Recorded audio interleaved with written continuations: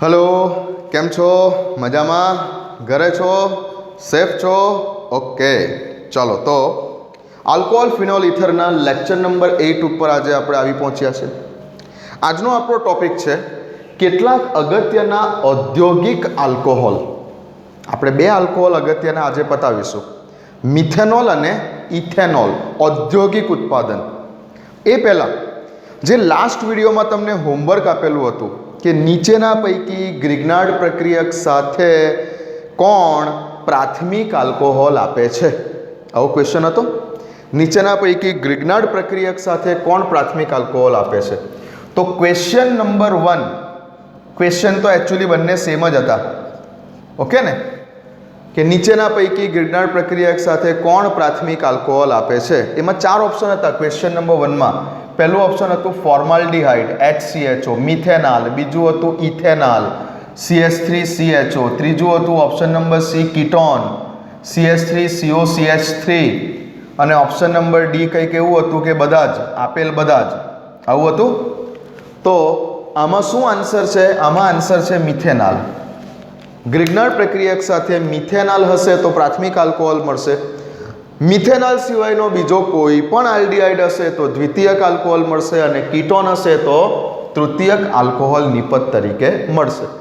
એટલે અહીંયા બરાબર છે જવાબ, જેનો જવાબ છે મિથેનાલ, ઇટ ઇઝ ઓકે। હવે જે આ બીજો ક્વેશ્ચન હતો, બીજો ક્વેશ્ચન તો સેમ જ હતો કે નીચેના પૈકી કોણ ગ્રિગ્નાર્ડ પ્રક્રિયક સાથે પ્રાથમિક આલ્કોહોલ આપશે। એકચ્યુઅલી આ ક્વેશ્ચન કેમ મારા મગજમાં સ્ટ્રાઇક થયો? આ ક્વેશ્ચન છે ને AIEEE એક્ઝામ લગભગ મને એક્ઝેક્ટ આઈડિયા છે કદાચ 2010 અથવા 2011। આ કેમ મને યાદ છે આ ક્વેશ્ચન બહુ પરફેક્ટલી? એનું કારણ કહી દઉં। AIEEE અત્યારે જે JEE તમે કહો છો ને, અત્યારે JEE મેન્સ, અત્યારે જેને તમે JEE મેન્સ કહો છો એ તો 2014થી આવી। એની પહેલાં AIEEE ચાલતું હતું એન્જિનિયરિંગ માટે, IIT માટે। તો 2011માં લગભગ, 10 પણ નહીં, 2011માં લગભગ આ AIEEEની એક્ઝામ છે ને એ પેપર લીક થવાને કારણે પેપર લીક થઈ ગયેલું અને પેપર લીક થવાને કારણે JEE એટલે કે જેને આપણે AIEEE બોલીશું તે સમયગાળામાં, એ એક્ઝામ પોસ્ટપોન થયેલી અથવા 2 વાર લેવાયેલી। ઇતિહાસમાં AIEEEની એક્ઝામ 2 વખત લેવાયેલી એવું વર્ષ હતું લગભગ 2011। AIEEEના ઇતિહાસમાં આ એક્ઝામ 2 વાર લેવાયેલી પેપર લીક થવાને કારણે। તો એ ક્વેશ્ચન પેપરમાં જે ક્વેશ્ચન હતો એ કયા ટાઈપનો ક્વેશ્ચન હતો તે જ મેં તમને આપેલો છે હોમવર્કની અંદર। AIEEE 2011 તમે ગૂગલ પર બી સર્ચ કરી જોજો, 2010 છે કે 2011 છે મને એક્ઝેક્ટલી વર્ષ નથી યાદ, પણ તે પેપરમાં આ ક્વેશ્ચન હતો। શું હતો ક્વેશ્ચન? મેં તમને જે લખીને આપેલો તે જ ક્વેશ્ચન હતો। હવે ઓપ્શન આવા હતા કે ફોર્માલ્ડિહાઇડ HCHO, બીજું 1/2 O2, ઓપ્શન નંબર સી શું હતું? ઓપ્શન નંબર સીની અંદર તમને આપેલું હતું કે ઇથિલિન ઓક્સાઇડ CH2CH2O અને ઓપ્શન નંબર ડી હતું આપેલ બધા જ, ઓકે। હવે મારા જેવા સાહેબોએ ભણાવેલું હોય ને તમે લોકોએ ગોખી નાખેલું હોય કે મિથેનાલ હોય એટલે ગ્રિગ્નાર્ડ પ્રક્રિયક સાથે પ્રાથમિક આલ્કોહોલ જ આપે, okay. But A Gujarat board level પર બરાબર છે, મિથેનાલ તો પ્રાથમિક આલ્કોહોલ આપશે જ। અહીંયા આ ઓક્સિજન 1/2 O2 મોલિક્યુલ્સ અને ઇથિલિન ઓક્સાઇડ પણ ગ્રિગ્નાર્ડ પ્રક્રિયક સાથે પ્રાથમિક આલ્કોહોલ જ આપે। તો જવાબ શું આવે અહીંયા? બધા જ। કઈ રીતે જોઈ લઈએ, આનો જવાબ જોઈ લેજો। AIEEE એક્ઝામિનેશન 2011નો ક્વેશ્ચન છે આ। જવાબ આપેલ બધા જ, આવો આન્સર આવશે આમાં। ચલો જોઈ લો હવે શું છે તે, હવે જોઈ લો। હવે શું થશે કે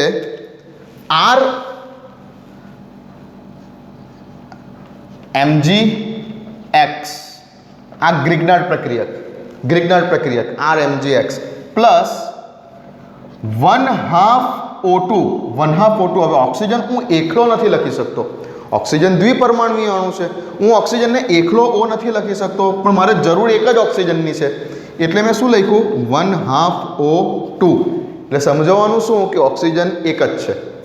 ચાલો રિએક્શન થશે. હવે ગ્રિગ્નાર્ડ પ્રક્રિયક વાપરો એટલે રિએક્શનમાં હંમેશા યાદ રાખો કે ઈથર, બુકમાં ભલે નથી આપ્યું પણ તમે યાદ રાખો કે હંમેશા ગ્રિગ્નાર્ડ પ્રક્રિયક આવે એટલે શું થઈ જાય રિએક્શનમાં ઈથર. હવે આમાં શું થશે કે આ જે ઓક્સિજન છે, એક ઓક્સિજન, એ એક ઓક્સિજન અહીંયા આર અને એમજીની વચ્ચે ગોઠવાઈ જશે. એક ઓક્સિજન 1/2 O2 એટલે એક જ ઓક્સિજન છે. આ એક ઓક્સિજન આલ્કાઇલ સમૂહ અને મેગ્નેશિયમની વચ્ચે ગોઠવાઈ જશે. ઓકે, તો શું બનશે અહીંયા ROMgX. ઓકે, હવે સમજો કે ઓક્સિજન ઉપર વિદ્યુત ઋણતાના તફાવતને કારણે એમ પણ ઓક્સિજન ઉપર માઇનસ નેગેટિવ ચાર્જ છે, મેગ્નેશિયમ ઉપર કંઈક પ્લસ ચાર્જ છે, આવું છે. તો પહેલા સ્ટેપની અંદર આવું થયું, બરાબર.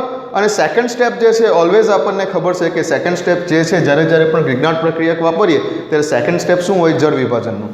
તો હવે આના સેકન્ડ સ્ટેપમાં તમે આનું એસિડિક હાઇડ્રોલિસિસ કરશો H+/H2O, એટલે સેકન્ડ સ્ટેપમાં હવે શું થશે તો પાણીમાંથી H આને મળશે અને OH આને મળશે, H+ આને મળશે અને OH- આને મળશે.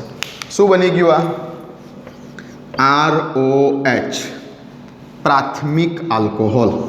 શું દૂર થયું -Mg, OH અને X ગયું. હાઇડ્રોક્સી મેગ્નેશિયમ હેલાઇડ ગયું. આ બની ગયું ROH. તો આ થયો તમારો પ્રાથમિક આલ્કોહોલ, બરાબર છે. ગ્રિગ્નાર્ડ પ્રક્રિયકની જ્યારે ઓક્સિજનની 1/2 O2 ઓક્સિજનની હાજરીમાં ઓક્સિજન સાથે ઈથરની હાજરીમાં પ્રક્રિયા કરવામાં આવે છે ત્યારે પણ પ્રાથમિક આલ્કોહોલ બને છે. સેમ વસ્તુ ઇથિલિન ઓક્સાઇડ સાથે પણ થશે. ચાલો ધ્યાન આપો.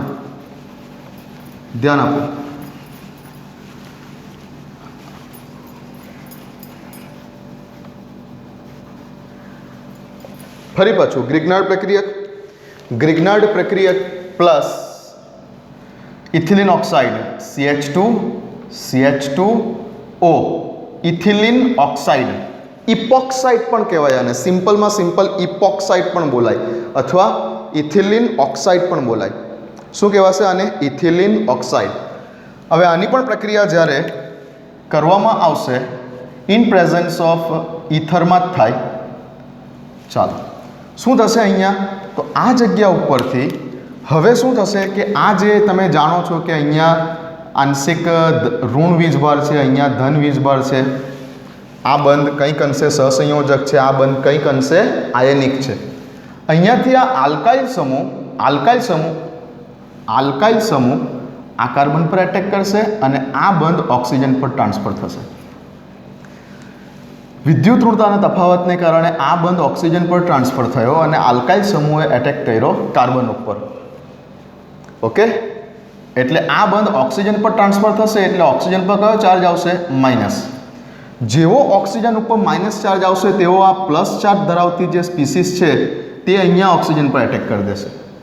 જો શું થયું તે વિદ્યુત ઋણતાના તફાવતને કારણે આ બંધ ઓક્સિજન પર ટ્રાન્સફર થયો. પેરેલલી તે જ સમયે આલ્કાઇલ સમૂહે એટેક કર્યો આ કાર્બન ઉપર. ઓબ્વિયસલી આ કાર્બન પર એટેક કર્યો, ઓક્સિજન પર બંધ ચાલ્યો ગયો, ઓક્સિજન પર માઇનસ ચાર્જ આવ્યો. જેવો ઓક્સિજન ઉપર માઇનસ ચાર્જ આવ્યો તેવો જ આ મેગ્નેશિયમ હેલાઇડ વાળી પોઝિટિવ ચાર્જ ધરાવતી સ્પીસીઝે અહીંયા એટેક કરી દીધું. તો શું બન્યું ધ્યાન આપો. તો અહીંયા કંઈક આવું બન્યું, CH2 સિંગલ બંધ CH2 ઉપરથી પેલો આલ્કાઇલ સમૂહ આવીને આ કાર્બન સાથે જોડાય છે એટલે અહીંયા જોડાઈ ગયો R.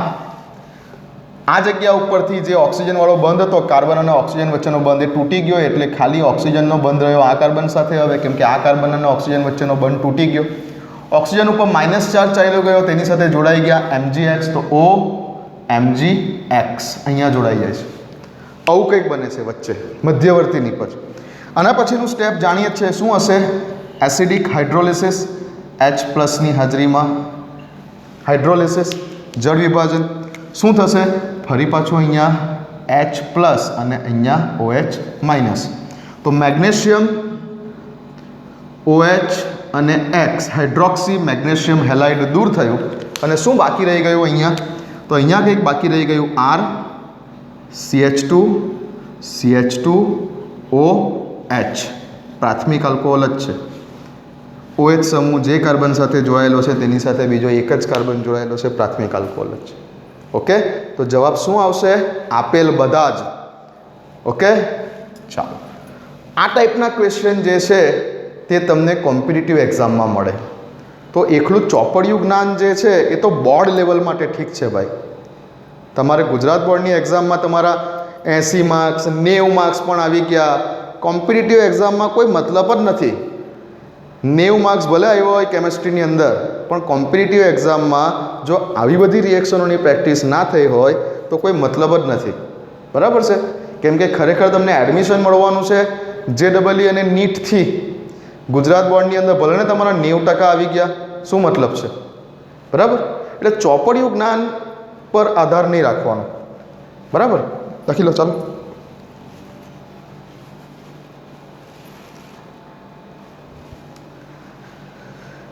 ઓકે, ચાલો. તો હવે આપણે આલ્કોહોલની બનાવટ તરફ જઈએ છીએ. લાસ્ટ ટોપિક છે આલ્કોહોલની બનાવટ. અહીંયા પૂરી થઈ જશે. અહીં આપણી આલ્કોહોલની બનાવટ આપણે પૂરી થઈ જશે આજે. એના પછી આગળ આપણે જઈશું આલ્કોહોલના ભૌતિક અને રાસાયણિક ગુણધર્મો ઉપર નેક્સ્ટ વિડીયોથી. તો આલ્કોહોલની બનાવટમાં આજે થોડો થિયોરિટિકલ ટોપિક છે, થોડોક થિયોરિટિકલ ટોપિક ચાલશે. એટલે બુક સાથે રાખો, બુક તમે સાથે રાખો અને બુકમાં પેજ નંબર 344, બુક સાથે રાખો. બુકમાં પેજ નંબર 344 બુક લઈ લો તો પહેલાં બધા, અને બુકમાં પેજ નંબર 344 જોઈ લો. કેમ કે બધી વાર્તા જ છે, થિયોરિટિકલ વાત છે. જે સમજાવવાનું છે એ તો ખૂબ ઓછું છે. ચલો શરૂઆત કરીએ છીએ આપણે કેટલાક અગત્યના ઔદ્યોગિક આલ્કોહોલ. જેમાં સ્ટાર્ટ કરું છું પહેલાં મિથેનોલથી. હું સ્ટાર્ટ કરીશ મિથેનોલથી. મિથેનોલનું સિમ્પલ આપણે જાણીએ છીએ સ્ટ્રક્ચર શું છે? CH3OH. મિથેનોલ. હવે હું વાત કરું તમને 11મા ધોરણમાં, તો 11મા ધોરણમાં તમે જોયું હશે કે કોલસો સિમ્પલ કાર્બન ને પાણીની વરાળ સાથે લગભગ કેટલા? તો કે 1270 કેલ્વિન તાપમાને. આ કોલસો છે, કોલસો લાકડામાંથી મળેલો કોલસો, કાસ્ટ કોલસો કાર્બન કોક ને આપણે પાણીની વરાળની સાથે 1270 કેલ્વિન તાપમાને જ્યારે ગરમ કરવામાં આવે છે ત્યારે કાર્બન મોનોક્સાઇડ અને હાઇડ્રોજન વાયુનું મિશ્રણ મળે છે, જે જળવાયુ તરીકે ઓળખાય છે, અથવા આને બોલીએ છીએ આપણે સિનગેસ.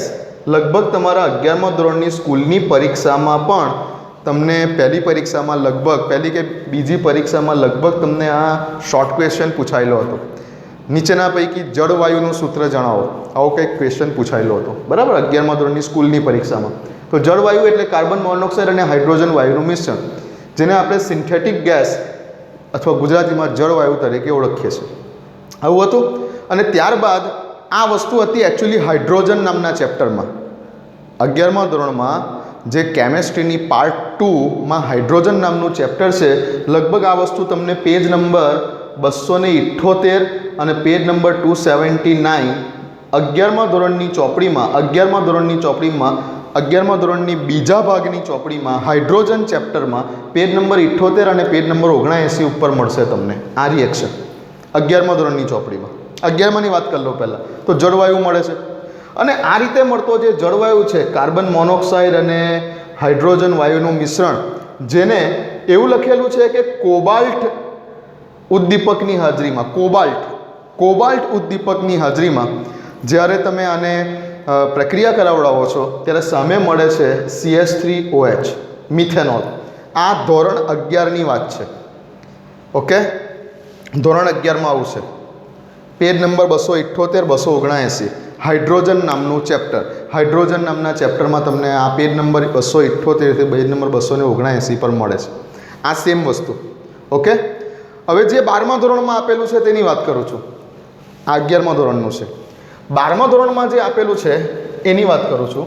તો 12મા ધોરણમાં તમને જે મેં તમને કીધું અત્યારે કે 12મા ધોરણની ચોપડીમાં પેજ નંબર 344 ઉપર છે. આપણે શું છે એક બાજુથી બધા આલ્કોહોલની બનાવટ લીધેલી છે તો બધું પૂરું કરી દઈએ. આ પાછળથી આપેલું છે છેલ્લે ચેપ્ટરમાં, પણ આપણે અહીંયા લઈ જ લઈએ કે ભાઈ આલ્કોહોલની બનાવટ છે તો બધા જ આ ટાઈપના આલ્કોહોલની બનાવટ પૂરી થઈ જવી જોઈએ. ચાલો, તો 12મા ધોરણની ચોપડીમાં પેજ નંબર 344 ઉપર તમે જોઈ શકો છો કે સમીકરણ કંઈક આવું આપેલું છે, કાર્બન મોનોક્સાઇડ પ્લસ હાઇડ્રોજન, જેને આપણે જળવાયુ જ બોલીશું, ની હવે આ જગ્યા ઉપર ઉદ્દીપક બદલાઈ ગયો. અહીંયા લખેલું છે ઝિંક ઓક્સાઇડ અને chromium Cr2O3 chromium oxide catalyst ઉદ્દીપકની હાજરીમાં લગભગ 200 થી 300 વાતાવરણ કે 12 જેટલા દબાણે atm જેટલા પ્રેશર ઉપર 200 થી 300 વાતાવરણ જેટલા દબાણે પેજ નંબર 344 ઉપર છે. 200 થી 300 એટમોસ્ફિયર દબાણ, વાતાવરણ જેટલા દબાણે અને 573 થી 673 જેટલા કેલ્વિન તાપમાને. આ કન્ડિશન છે, ઇન્ડસ્ટ્રીયલ બનાવટ છે એટલે તાપમાન દબાણ બરાબર યાદ રાખવું પડશે. તો જ્યારે ઝિંક ઓક્સાઇડ અને ક્રોમિયમ ઓક્સાઇડ ઉદ્દીપકની હાજરીમાં આટલા દબાણે અને આટલા તાપમાને કાર્બન મોનોક્સાઇડ અને હાઇડ્રોજન વચ્ચે પ્રક્રિયા થવા દેવામાં આવે છે ત્યારે સામે સિમ્પલ મિથેનોલ બને છે. આવું સમીકરણ આપેલું છે. ઓકે, આમાં કઈ મિકેનિઝમ સમજવાની જરૂર નથી, સીધી પ્રક્રિયા છે, સમીકરણ આપેલું છે આ રીતે. ચાલો, તો આ થઈ ઔદ્યોગિક બનાવટનું સમીકરણ. કેટલીક વાર આવી જાય શોર્ટ ક્વેશ્ચનમાં, મિથેનોલની ઔદ્યોગિક બનાવટ માટેનું માત્ર સમીકરણ આપો, માત્ર સમીકરણ થઈ ગયું. ઓકે, તો આ મિથેનોલની ઔદ્યોગિક બનાવટ માટેનું સમીકરણ.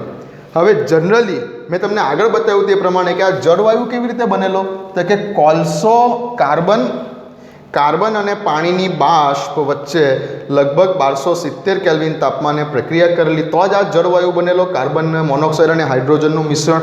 તો જે આ કોલસો છે ને, આ કોલસો એ લાકડામાંથી મળેલો કોલસો છે, લાકડામાંથી મળેલો કોલસો છે. અને આ લાકડામાંથી મળેલા કોલસામાંથી પહેલાં જળવાયુ મેળવ્યું અને જળવાયુની આ પ્રક્રિયા કરી તો મિથેનોલ બન્યો. માટે મિથેનોલને છે ને તે યાદ રાખો કાસ્ટ સ્પિરિટ કહે છે. મિથેનોલને કાસ્ટ સ્પિરિટ, કાસ્ટ એટલે લાકડું, લાકડામાંથી મેળવવામાં આવેલું, કાસ્ટ સ્પિરિટ કહે છે મિથેનોલને. ઓકે, તો આ સિમ્પલ ઇક્વેશન છે.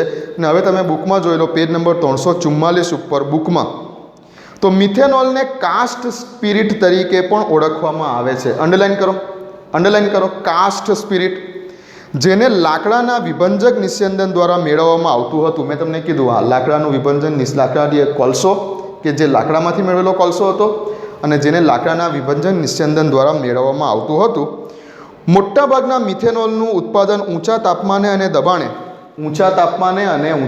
દબાણે ઝિંક ઓક્સાઇડ અને Cr2O3 ક્રોમિયમ ઓક્સાઇડ જેવા ઉદ્દીપકની હાજરીમાં કાર્બન મોનોક્સાઇડના ઉદ્દીપકીય હાઇડ્રોજીકરણથી કરવામાં આવે છે. આ એનું સમીકરણ આપણે જે લખીને આપ્યું તે. હવે મિથેનોલ કેવું છે તેના થોડીક પ્રોપર્ટીઝની વાત કરેલી છે બુકમાં જુઓ. મિથેનોલ રંગવિહીન પ્રવાહી છે, કલરલેસ છે, પાણી જેવું. તેનું 337 કેલ્વિન જેટલું તેનું બોઇલિંગ પોઈન્ટ છે. તે સ્વભાવે ખૂબ જ ઝેરી છે. મિથેનોલ સ્વભાવે ખૂબ જ ઝેરી છે. મિથેનોલની ઓછી માત્રાના સેવનથી આંખોને નુકસાન થાય છે, રેટિનાને અંધાપો આવી શકે છે અને વધુ માત્રાથી મૃત્યુ પણ થઈ શકે છે. મિથેનોલનો ઉપયોગ પેઇન્ટ અને વાર્નિશમાં દ્રાવક તરીકે અને મોટે ભાગે ફોર્માલ્ડિહાઇડની બનાવટમાં થાય છે. આ આપણે જોઈશું, આલ્કોહોલનું ઓક્સિડેશન જોઈશું ત્યારે તમને બતાવીશ કે કેવી રીતે મિથેનોલમાંથી ફોર્માલ્ડિહાઇડ બને. તો સિમ્પલ વાંચવાનું જ છે અહીંયા બુકમાંથી, બરાબર. વસ્તુ ખાસ ધ્યાન રાખો, અહીંયા એક વસ્તુ કીધેલું કે ઓછી માત્રાથી આંખોની રેટિનાને નુકસાન થઈ શકે છે અને વધુ માત્રાથી જે છે તે મૃત્યુ થઈ શકે છે. હવે મિથેનોલ એટલે આગળ પણ મેં તમને વાત કરેલી હતી જ્યારે આલ્કોહોલના નામકરણ 11મા ધોરણમાં શીખવાડવામાં આવતા હતા ત્યારે મિથેનોલ એટલે આપણે શું બોલીએ છીએ, મિથેનોલ એટલે બીજા શબ્દોમાં કહીએ કે જે પેલા અમુક જગ્યા ઉપર દેશી દારૂ ગાળે છે ને, દેશી દારૂ. હવે એ લોકો તો શું છે કે બધા પોટલી માસ્ટરો હોય, જોયા છે ને તમે પણ. ચાલો, તો જે દેશી દારૂ ગાળે છે તે વખતે કંઈક પ્રોસેસમાં બરાબર ના થઈ હોય ને તો એ લઠ્ઠો બની જાય, લઠ્ઠો. આપણે ન્યૂઝપેપરમાં ને ટીવીના સમાચારમાં ને બધી જગ્યા પર આપણે જોઈએ છે લઠ્ઠાકાંડ એટલે આ કે બનવું જોઈતું હતું ઇથેનોલ, જે દેશી દારૂ પણ છે એ બનવો જોઈતો તો ઇથેનોલ, પણ પ્રોસેસમાં કંઈ ભૂલ કરી નાખી દેશી દારૂ બનાવવાવાળાએ અને કોઈ વખત એ મિથેનોલ બની જાય તો શું થઈ જાય? એ લઠ્ઠો કહેવાય સાદી ભાષામાં. અને એ લઠ્ઠો પી જાય તો દારૂ પીવાથી, દેશી દારૂ પીવાથી 200 માણસો મરી ગયા અને 300 માણસો મરી ગયા અને આંખોને નુકસાન થયું. આ બધું સમાચારમાં જોઈએ છે તે આને કારણે. તો મિથેનોલ એ ઝેરી છે. આ પીવાલાયક આલ્કોહોલ નથી. હવે એકચ્યુઅલી કોઈ આલ્કોહોલ પીવાલાયક નથી. એકચ્યુઅલી આલ્કોહોલ જે છે એમ બોલવા જઈએ કોઈ આલ્કોહોલ પીવાલાયક, સ્વાસ્થ્યને નુકસાન જ કરતા છે, બરાબર. બટ હવે મિથેનોલ તો બિલકુલ પીવાલાયક નથી, કેમ કે એ જો પી લીધો તો ગયો જ માણસ, ખલાસ જ થઈ જાય. તો આ મિથેનોલ વિશેની થોડી વાત હતી બુકમાં જે છે તે પ્રમાણે. ચાલો જઈએ આગળ. બીજો છે હવે આપણે ઇથેનોલની વાત કરીએ, જે એકચ્યુઅલી આપણે જેને દારૂ તરીકે ઓળખીએ છીએ એ શું છે? ઇથેનોલ છે. ઇથેનોલ. તો ઇથેનોલનું ઔદ્યોગિક ઉત્પાદન કઈ રીતે? ધ્યાન આપો, બુકમાં જુઓ. પહેલાં બુકમાં જ થિયોરિટિકલ ટોપિક છે, બુકમાં જોઈ લો એકવાર. ઇથેનોલને ઔદ્યોગિક રીતે આથવણ દ્વારા મેળવવામાં આવે છે. શર્કરામાંથી ઇથેનોલ મેળવવાની પદ્ધતિ એ ખૂબ જ જૂની પદ્ધતિ છે. મોલાસીસ, શેરડી અથવા દ્રાક્ષ જેવા ફળોની શર્કરાનું, મોલાસીસ, શેરડી અથવા દ્રાક્ષ જેવી શર્કરાનું ઇન્વર્ટેઝ ઉત્સેચકની હાજરીમાં ગ્લુકોઝ અને ફ્રુક્ટોઝમાં રૂપાંતર કરવામાં આવે છે, જેનું ઝાયમેસ જેવા ઉત્સેચકની હાજરીમાં ગ્લુકોઝ અને ફ્રુક્ટોઝનું આથવણ કરવામાં આવે છે. આવું કીધેલું છે. ચાલો, તો શું છે અહીંયા? પહેલાં તો ઇથેનોલ જે છે એ ઇથેનોલ એ ઔદ્યોગિક રીતે કઈ કઈ શર્કરાઓમાંથી મેળવવામાં આવે છે? સૌથી જૂની પદ્ધતિ છે મોટે ભાગે શેરડી, મોલાસીસ. હવે મોલાસીસ શું છે કે શેરડીનો રસ કાઢી લીધા બાદ સુગર ફેક્ટરીઝમાં, મોલાસીસ શું છે તે સમજાવી દઉં કે સુગર ફેક્ટરીઝમાં આપણા નજીકમાં પણ છે પંડવાઈ સુગર. તો સુગર ફેક્ટરીઝમાં જે શેરડીનો રસ એકવાર કાઢી નાખ્યા બાદ એ આગળ જે શેરડીનો રસ ગયો તે તો ખાંડ બનાવવામાં વપરાશે, પણ ખાંડ બની જાય છે ને તેમ છતાં થોડુંક કંઈક વેસ્ટ મટીરિયલ બાકી રહી જાય છે. ખાંડ બની જાય છે તેમ છતાં થોડુંક કંઈક વેસ્ટ મટીરિયલ બાકી રહી જાય છે. અને એ વેસ્ટ મટીરિયલમાં થોડો ઘણો જે કંઈ પણ શેરડીનો રસ બાકી રહી ગયેલો છે તેની અંદર જ પછી જે પેલું શેરડી કાઢી દીધા પછી જે પેલા કૂચા જે છે જેને બગાસે તરીકે ઓળખવામાં આવે છે એમાં પણ થોડી ઘણી કંઈક સુગર બાકી રહી જાય છે. તો આ બધાને કચરો, ઇન શોર્ટ કચરો ભેગો કરી દેવામાં આવે અને જે કચરો બન્યો ને એ કચરાને બોલીએ છીએ મોલાસીસ. તો ક્યાં તો પ્યોર શેરડીનો રસ, ક્યાં તો જે પેલો કચરો બચ્યો તે એટલે કે મોલાસીસ, ક્યાં તો દ્રાક્ષ વગેરે જે કંઈ પણ સુગરના સ્ત્રોત છે આ બધામાંથી જે કઈ રીતે ઇથેનોલ મળે છે તેની વાત કરવાની છે. તો હું લખું છું પહેલાં અહીંયા 2 સ્ટેપ છે કે C12H22O11 આ છે સુક્રોઝ. શેરડીમાંથી મળતી શર્કરા સુક્રોઝ, શેરડીમાંથી મળતી શર્કરા સુક્રોઝ.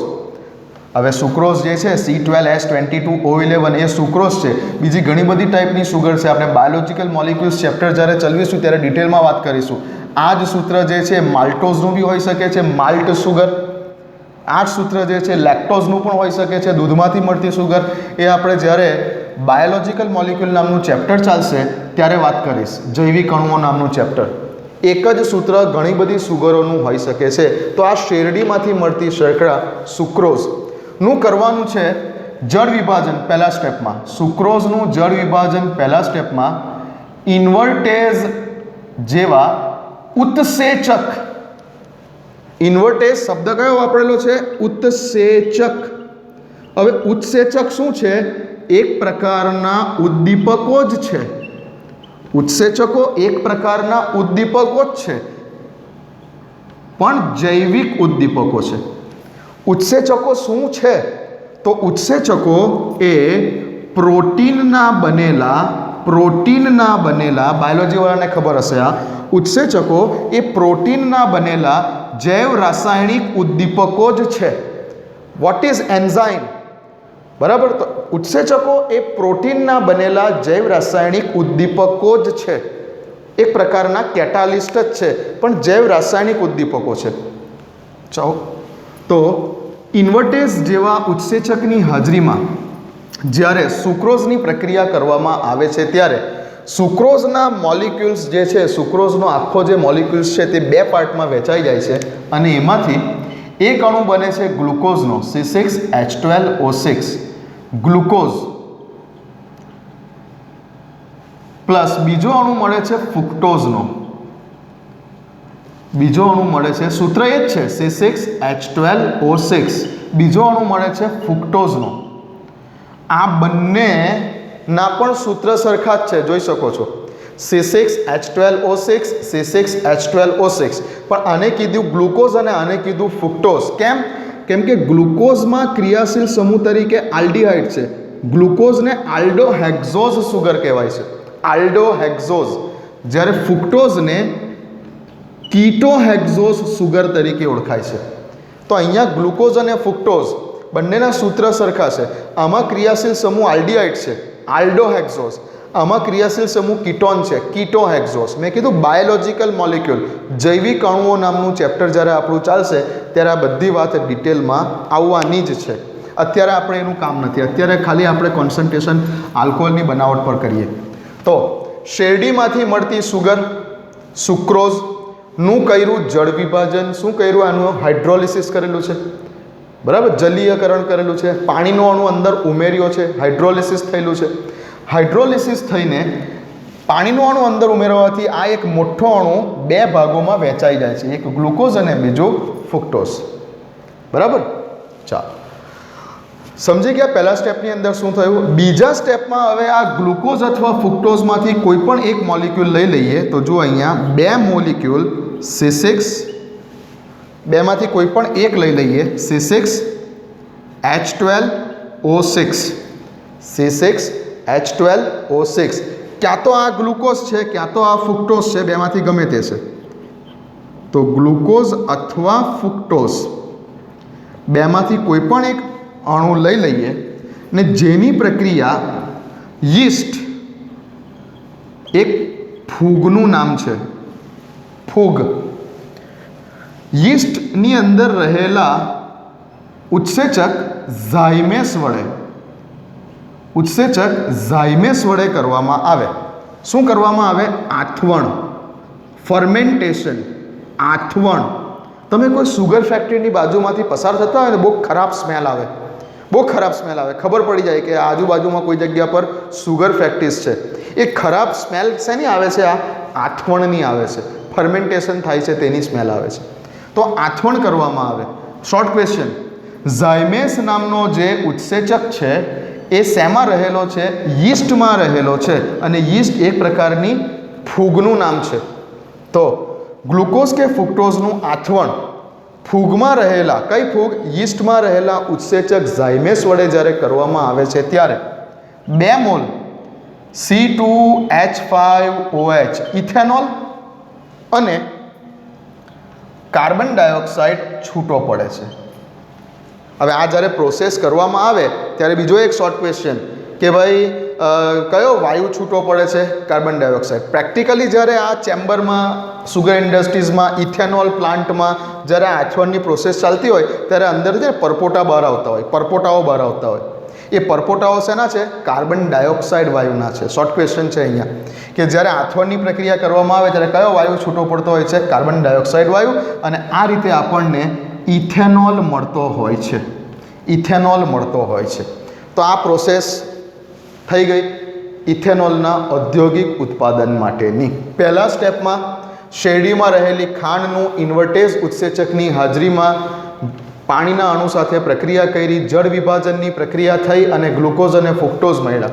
જ્યારે સેકન્ડ સ્ટેપમાં આ ગ્લુકોઝ અને ફ્રુક્ટોઝનું યીસ્ટમાં રહેલા ઉત્સેચક ઝાયમેસ વડે આથવણ કરવામાં આવ્યું તો ઇથેનોલ મળ્યું અને કાર્બન ડાયોક્સાઇડ છૂટું પડ્યું. તો આ પ્રોસેસ થઈ ગઈ ઇથેનોલના ઔદ્યોગિક ઉત્પાદન માટેની. ઓકે. જૂની ચોપડીઓમાં, જૂના સિલેબસમાં જ્યારે અમે ભણાવતા હતા ત્યારે અંદર એક સેન્ટેન્સ બીજું પણ લખેલું હતું જે અત્યારની કદાચ આ બુકમાં નથી, પણ જાણકારી માટે લખવું હોય તો લખી રાખો કે આ પ્રોસેસથી જ્યારે ઇથેનોલ મેળવવામાં આવે છે ત્યારે 95% જેટલો ઇથેનોલ ફાઇનલી જ્યારે ડિસ્ટિલેશન કરીને ઇથેનોલ મેળવી દઈશું ત્યારે 95% જેટલો ઇથેનોલ અને 5% જેટલું પાણી ધરાવતું હોય તેવું એક એઝિયોટ્રોપિક મિશ્રણ મળે છે આ પ્રોસેસ વડે. શું? એઝિયોટ્રોપિક મિશ્રણ મળે છે. તો આ પ્રોસેસ વડે મળતા ઇથેનોલની પ્યોરિટી કેટલી હોય છે? 95% જેટલી, જેમાં 5% જેટલું પાણી છે જેને પછી પાછળથી નિસ્યંદન વડે કે વિભાગીય નિસ્યંદન વડે અલગ કરી શકાતું નથી, કેમ કે આ એઝિયોટ્રોપિક મિશ્રણ થઈ ગયું. આપણે દ્રાવણો ચેપ્ટરમાં વાત કરી દીધી એઝિયોટ્રોપિક મિશ્રણ કોને કહેવાય. પાછા મહત્તમ ઉત્કલન એઝિયોટ્રોપ, લઘુત્તમ ઉત્કલન એઝિયોટ્રોપ વગેરે વિશે પણ વાત કરી નાખી છે દ્રાવણો ચેપ્ટરમાં. તો આ પ્રોસેસ વડે જ્યારે ઇથેનોલ મેળવવામાં આવે છે ત્યારે એઝિયોટ્રોપિક મિશ્રણ મળે છે, જેમાં ઇથેનોલની પ્યોરિટી 95% જેટલી છે અને 5% જેટલું પાણી હોય તેવું એક એઝિયોટ્રોપિક મિશ્રણ મળે છે. એબ્સોલ્યુટ આલ્કોહોલ, અતિ શુદ્ધ આલ્કોહોલ મેળવવો હોય તો તે મેમ્બ્રેઇન ટેકનોલોજી દ્વારા મેળવવામાં આવે છે. આ જૂના સિલેબસની વાત છે, અત્યારની બુકમાં નથી, જૂની બુકમાં હતું આ 2 પોઈન્ટ. તમે પણ બુકમાં સાઇડ પર લખી શકો છો, પેનથી કોઈ જગ્યા પર લખી દો આ જગ્યા ઉપર કે આ પ્રોસેસ વડે મળતો જે કંઈ પણ ઇથેનોલ છે એ એઝિયોટ્રોપિક મિશ્રણના સ્વરૂપમાં છે, જેમાં ઇથેનોલ 95%, પાણી 5%, જેને એઝિયોટ્રોપિક મિશ્રણ તરીકે ઓળખીશું આલ્કોહોલ પાણીનું, અને અતિશુદ્ધ એબ્સોલ્યુટ 99.9% જેટલી પ્યોરિટી ધરાવતો જો તમારે ઇથેનોલ મેળવવો હોય તો તેના માટે કઈ ટેકનોલોજી? મેમ્બ્રેઇન ટેકનોલોજી વાપરવામાં આવે છે. લખી રાખો સાઈડ પર કોઈ જગ્યા પર. ચાલો, તો આ વાત હતી ઇથેનોલનું ઔદ્યોગિક ઉત્પાદન કઈ રીતે થયું તે. આ ઇન્ડસ્ટ્રીયલ આલ્કોહોલ છે, આ પીવાના કામમાં ના વપરાય. જે કંઈ પણ આપણે જેને દારૂ તરીકે ઓળખીએ છીએ તે દારૂ એકચ્યુઅલી ઇથેનોલ છે, બટ આ ઇન્ડસ્ટ્રીયલ આલ્કોહોલ છે, આને પીવાના કામમાં ના વાપરી શકાય. બરાબર છે? આ ઇન્ડસ્ટ્રીમાં યુઝ થાય, ઇન્ડસ્ટ્રીયલ આલ્કોહોલ છે. હા, પીવાના કામમાં વાપરી શકાય, જે એકચ્યુઅલી એમાં આલ્કોહોલનું પ્રમાણ લગભગ ઓછું હોય, એમાં આલ્કોહોલનું પ્રમાણ જે છે તે ઓછું હોય. પીવાના કામમાં જે આલ્કોહોલ વાપરવામાં આવે તે, આ તો ઇન્ડસ્ટ્રીયલ આલ્કોહોલ છે. બરાબર? ચાલો આગળ વાંચો બુકની અંદર. દારૂ બનાવવા માટે દ્રાક્ષ, શર્કરા અને યીસ્ટનો સ્ત્રોત છે. જ્યારે દ્રાક્ષ પાકી થઈ જાય છે ત્યારે તેમાં શર્કરાનો જથ્થો વધી જાય છે અને તેની બહારની સપાટી ઉપર યીસ્ટ ઉત્પન્ન થાય છે. દ્રાક્ષને તમે મૂકી રાખો, ફ્રીઝમાં ના મૂકો ને બહાર મૂકી રાખો, થોડો સમય થશે એટલે દ્રાક્ષ જે છે એના પર બહાર ફૂગ જામી જશે. ઓકે, તો એ જ કીધેલું છે. હવે જ્યારે દ્રાક્ષને કચરવામાં આવે છે ત્યારે શર્કરા અને ઉત્સેચક એકબીજાના સંપર્કમાં આવે છે અને આથવણ શરૂ થાય છે. આથવણ અજારક પરિસ્થિતિ એટલે કે હવાની ગેરહાજરીમાં થાય છે અને આથવણ દરમિયાન કાર્બન ડાયોક્સાઇડ વાયુ મુક્ત થાય છે. આપણે વાત કરી દીધી કે આથવણની પ્રોસેસ દરમિયાન કાર્બન ડાયોક્સાઇડ વાયુ છૂટો પડે છે. અમુક પિક્ચરોમાં તમે જોયું હશે, મને નામ નથી યાદ આવતું, અમુક પિક્ચરોમાં તમે જોયું હશે કે એક મોટા મોટા બાઉલ હોય છે. આ બધું ફ્રાન્સમાં અને પેરિસમાં જે થાય છે વાઇન ફેસ્ટિવલ, એમાં શું થાય છે? મોટા મોટા એની અંદર દ્રાક્ષ નાખી દેવામાં આવે અને લોકો એની પર કૂદે અને દ્રાક્ષને કચડે વાઇન ફેસ્ટિવલમાં. બરાબર? ફ્રાન્સમાં, પેરિસમાં જે વાઇન ફેસ્ટિવલ થાય તેમાં મોટા મોટા કન્ટેનરમાં દ્રાક્ષ નાખી દેવામાં આવે અને પછી લોકો એની પર કૂદતા હોય.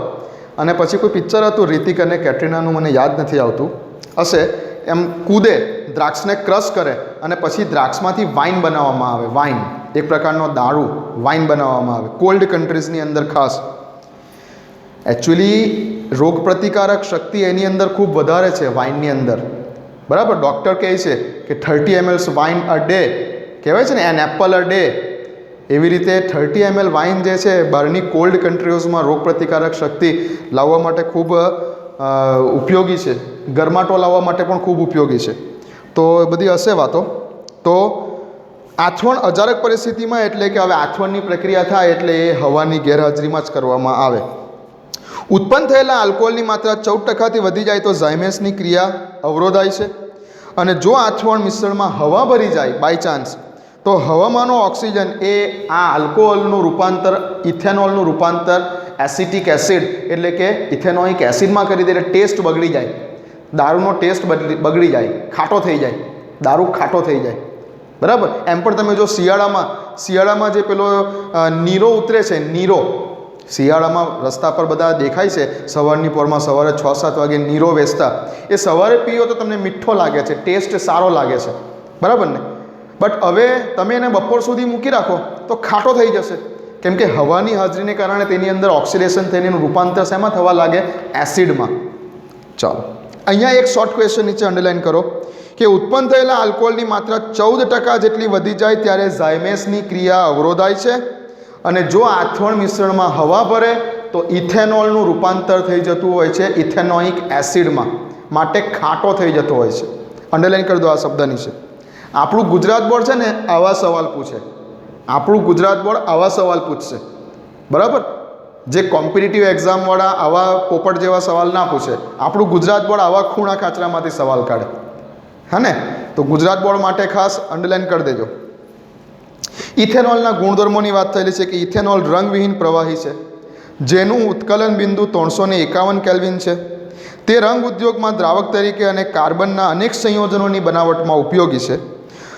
ઔદ્યોગિક આલ્કોહોલમાં થોડો કોપર સલ્ફેટ, હવે આ સમજો પાછા, મેં કીધું ઔદ્યોગિક આલ્કોહોલ જે ઇન્ડસ્ટ્રીયલ આલ્કોહોલ બનાવવામાં આવે છે તેમાં થોડા પ્રમાણમાં, કેમ કે આલ્કોહોલ તો રંગવિહીન છે, ઇથેનોલ પણ રંગવિહીન છે, હવે તેમાં થોડા પ્રમાણમાં કોપર સલ્ફેટ નાખી દેવામાં આવે એટલે તેનો રંગ છે ને થોડોક બ્લુ ટાઈપ થવા માંડે, વાદળી કે બ્લુ ટાઈપ થવા માંડે.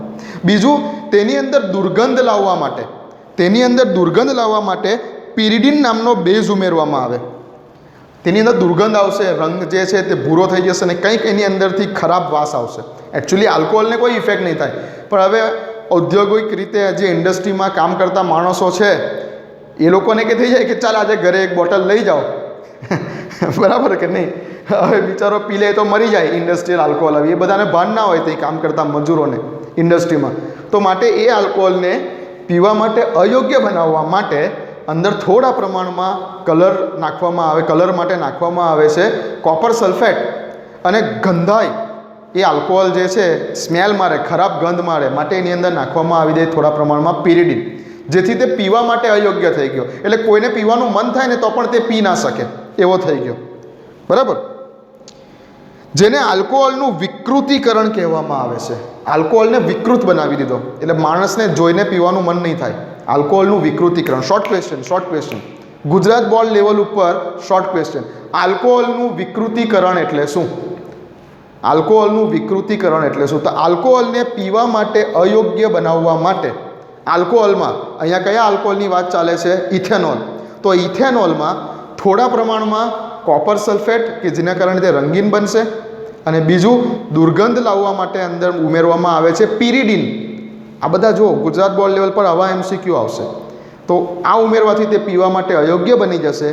આ પ્રોસેસને આલ્કોહોલનું વિકૃતિકરણ કહે છે. ક્લિયર? લાસ્ટમાં છે કે હાલના સમયમાં ઇથેનોલનો વધારે જથ્થો ઇથિનના જલીયકરણ દ્વારા, એ તો આપણે સ્ટાર્ટિંગમાં જ આલ્કોહોલની બનાવટમાં પહેલી જ મેથડ હતી કે આલ્કિનના ઉદ્દીપકીય હાઇડ્રેશન દ્વારા, આલ્કિનના ઉદ્દીપકીય હાઇડ્રેશન દ્વારા મેળવવામાં આવે છે. અહીંયા શબ્દ કયો બોલું છું? હાઇડ્રેશન. અહીંયા શબ્દ કયો બોલું છું? હાઇડ્રેશન. આખે આખો પાણીનો અણુ ઉમેરી દેવો. અહીંયા હું શબ્દ હાઇડ્રોલિસિસ નથી વાપરતો, જળ વિભાજન નહીં. હા, આલ્કિનનું શું કરવાનું છે? જલીયકરણ. હાઇડ્રેશન. હાઇડ્રેશન એટલે કે જલીયકરણ અલગ છે. પાણી આખે આખું ઉમેરાઈ જવું તો એ થયું હાઇડ્રેશન. અને એ જ્યારે કોઈ પ્રોસેસ થાય, પાણી સાથે પ્રક્રિયા થાય, ત્યારે બંધ તૂટે, એક બાજુ H મળે, બીજી બાજુ OH મળે, તેને શું કહેવાય? તેને કહેવાય જળ વિભાજન. પાણીનો અણુ આખે આખો ઉમેરાઈ જાય તો જલીયકરણ. પણ જ્યારે પાણીનો અણુ ઉમેરાવાને કારણે કોઈ આપણા પ્રક્રિયકમાં રહેલો એક બાજુનો બંધ તૂટે નહીં, કોઈ પણ એક ભાગને આપણે H+ આપીએ અને બીજા ભાગને આપણે OH- આપીએ, તે થયું જળ વિભાજન. એ હાઇડ્રોલિસિસ કહેવાય. અહીંયા હાઇડ્રોલિસિસ છે, સુક્રોઝનું પાણી વડે જળ વિભાજન છે અહીંયા. કેમ કે આમાં સુક્રોઝમાં રહેલા ગ્લુકોઝ અને ફ્રુક્ટોઝના મોલિક્યુલ વચ્ચેના બંધ તૂટશે, એક બાજુ H મળશે, બીજી બાજુ OH મળશે, તો અહીંયા શું બોલવાનું? જળ વિભાજન. બરાબર? હાઇડ્રોલિસિસ કહેવાય. તો જળ વિભાજન અને જલીયકરણ અલગ છે. જે આલ્કિનનું કરેલું સૌથી પહેલી મેથડ, આલ્કિનના એસિડ ઉદ્દીપકીય હાઇડ્રેશન દ્વારા, ત્યાં શબ્દ મેં લખેલો છે હાઇડ્રેશન. ચાલો, તો આ થઈ આલ્કોહોલની બનાવટ. સમીકરણ તમે બુકમાંથી પણ લખી શકો છો, બોર્ડ પર પણ લખેલા છે. તો અહીં આપણો આલ્કોહોલવાળો ટોપિક કમ્પ્લીટલી પૂરો થાય છે. આલ્કોહોલની બનાવટનો ટોપિક પૂરો થાય છે. નેક્સ્ટ ટાઈમથી આપણે જ્યારે આગળ વધીશું ત્યારે આલ્કોહોલની ભૌતિક ગુણધર્મો અને આલ્કોહોલની રાસાયણિક પ્રક્રિયાઓથી આપણે ચેપ્ટરને આગળ ચલાવીશું. ઓકે, પેજ નંબર 344 ઉપર છે. આજે જે ટોપિક ચલાવ્યા તે માત્ર વાંચવાના છે. એની અંદર આવતા ઇક્વેશન શું છે તે મેં તમને અહીંયા સમજાવી દીધેલા છે. અને જે જગ્યા પર કીધું કે અંડરલાઇન કરો ત્યાં ખાસ અંડરલાઇન કરજો. ગુજરાત બોર્ડ જો MCQ સેટ કરશે તો તે આવી રીતે કરશે, આવા પોપટ જેવા MCQ સોલ્વ કરશે. જો ગુજરાત બોર્ડનું પેપર તમે વિચારતા હોય તો આવા શોર્ટ ક્વેશ્ચન કે આવા MCQ ખૂણા પરથી કાઢશે. આલ્કોહોલનું વિકૃતિકરણ એટલે શું, કે આલ્કોહોલની માત્રા કેટલા ટકાથી વધી જાય તો ઝાયમેઝની ક્રિયા નિરોધાય છે. કાસ્ટ સ્પિરિટ એટલે શું, ઇથેનોલ કે મિથેનોલ, મિથેનોલ. કાસ્ટ સ્પિરિટ એટલે શું, શું પીવાથી આંખોને નુકસાન થાય છે, આવા બધા MCQ. બરાબર, ચલો વાંચતા રહો. નેક્સ્ટ ટાઈમ મળીએ.